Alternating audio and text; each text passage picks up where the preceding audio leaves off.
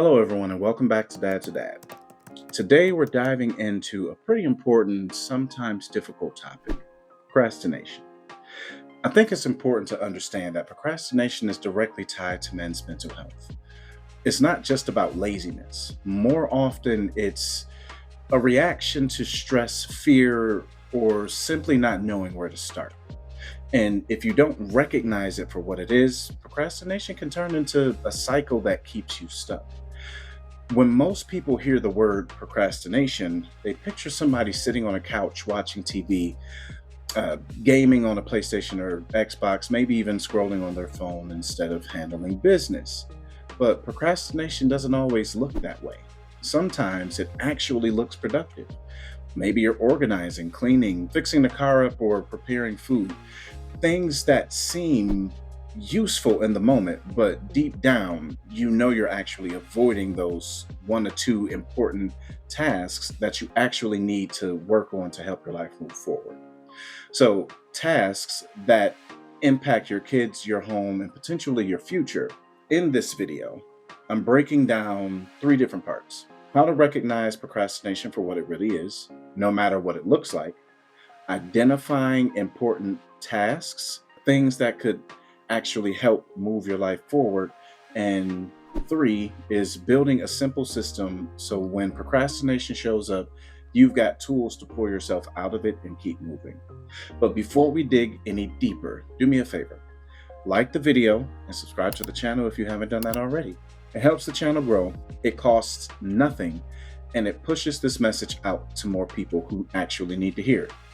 Now, with that being said, let's get into it. All right, so let's start with the first step: recognizing procrastination. Let me be clear: procrastination doesn't mean you need to be busy 24/7.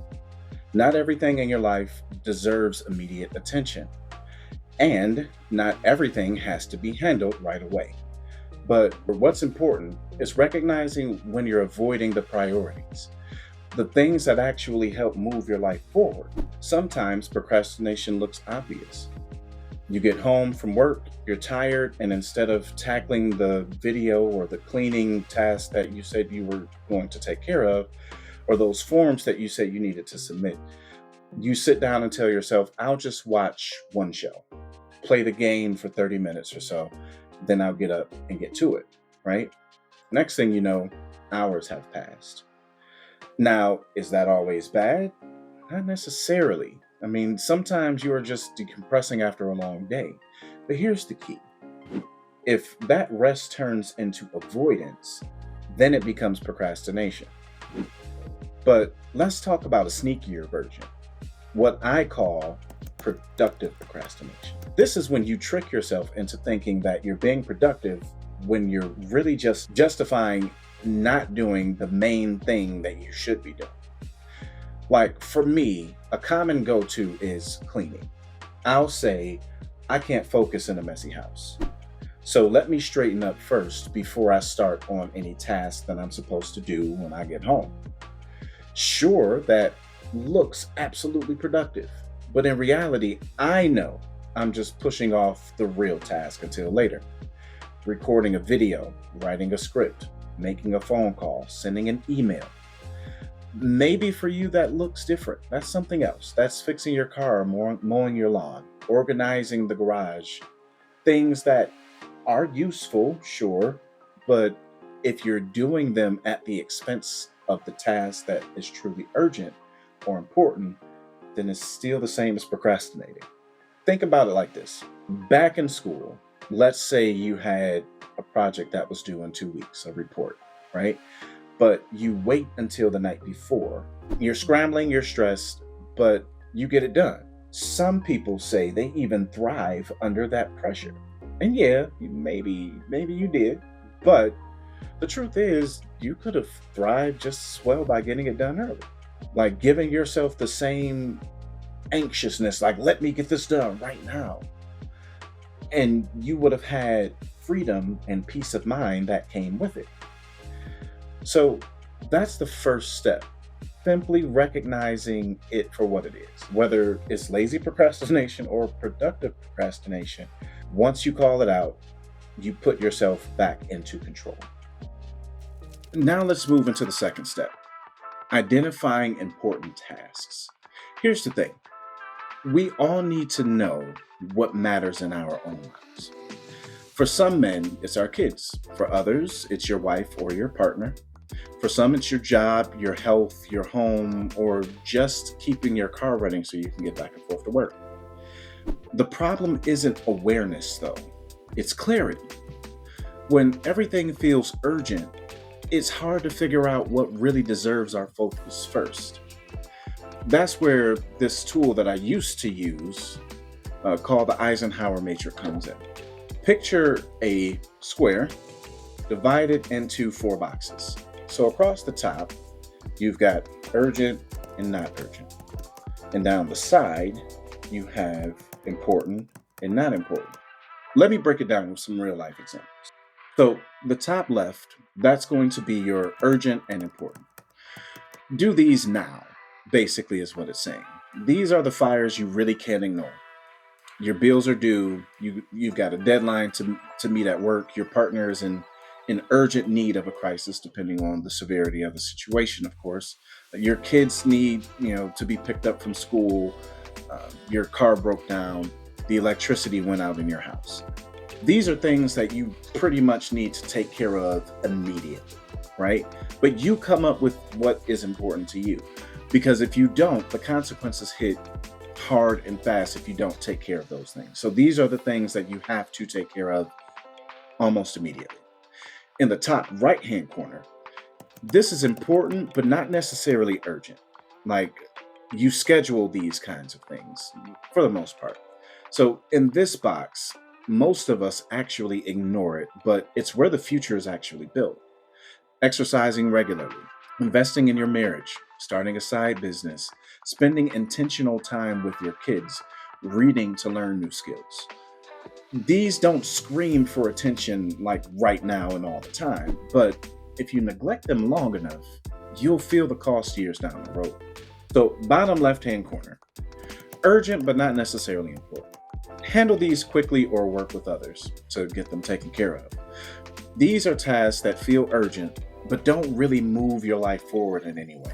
The random phone call that you get that interrupts you, a text message that you feel like you have to stop and answer really quickly, or a routine errand that someone else could potentially help with. These things can chew up your day if you let them.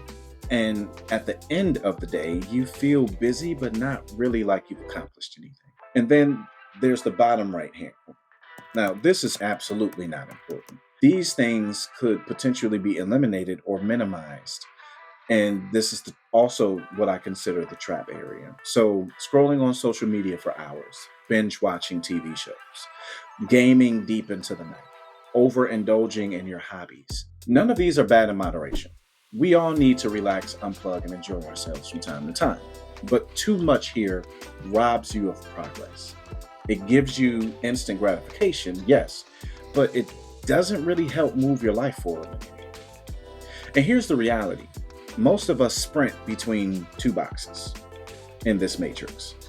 First, the urgent and important box, putting out fires and racing against deadlines. The not urgent but not important box, chasing comfort and entertainment through endless scrolling, gaming, and distractions.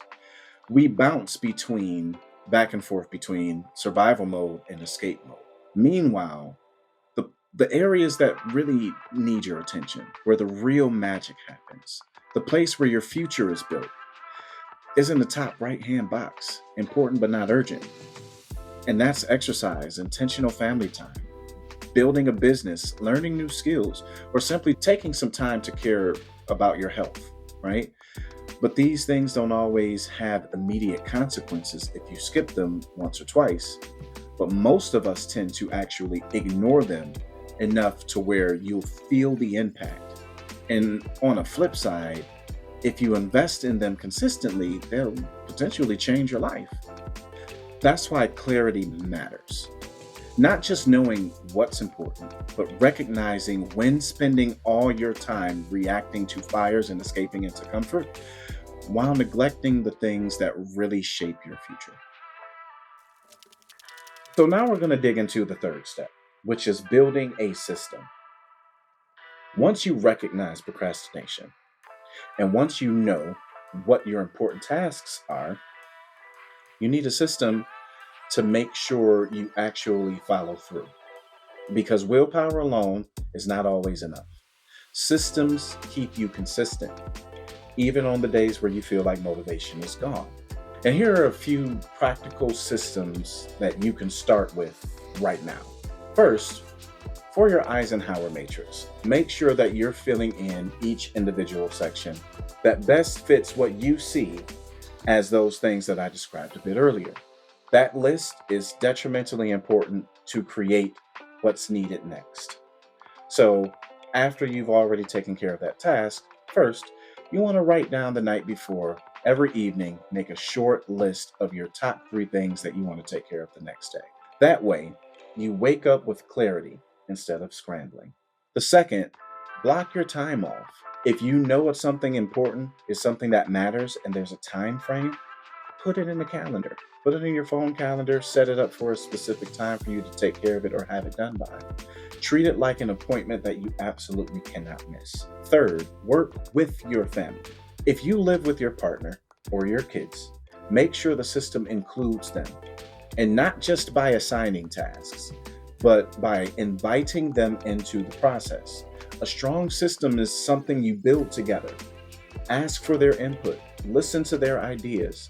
A true leader doesn't just hand out instructions. They make sure everyone feels heard, valued, and is a part of the plan. That way, the system doesn't just work for you. It works for the whole, the entire household. And when everyone's invested into the system, it's far more likely to succeed. Fourth, you want to protect your focus. Use short focus blocks if you have to. 30 minutes for 10 minutes, 30 minutes of work for 10 minutes of rest, 50 minutes of work for 10 minutes of rest. It keeps you sharp and prevents you from burning out. And finally, start with outcomes. Instead of saying, I need to work on this project, write the finished outcome. This form is submitted, or this video has been uploaded. Focusing on the end result keeps you moving forward. The system is not about perfection. It's about being consistent, right? It's about setting yourself up so that even when procrastination shows up, and it will, you've got the tools that you need to put you back on the right track. So let me leave you with this. Procrastination is often a habit we build over time. Sometimes we don't even recognize it for what it is, especially when it feels productive, like cleaning, fixing, or handling small tasks instead of doing the one thing that we really need to do in order to move forward. See, the difference between staying stuck and moving forward is whether you can recognize it, clarify what matters, and put a system into place to keep you going. Remember, presence beats perfection. You don't need the perfect system. You don't need the perfect timing, but you do need to start. Whether you're messy, scared, or tired, it doesn't matter. Just start. But anyway, thank you all for watching. I truly appreciate you being here. And remember to like the video and subscribe to the channel if you haven't done that already. It truly helps promote the content and grow the community. And as always, remember this, you don't have to be perfect. You just have to be present. Thank you again, and I'll see you in the next one.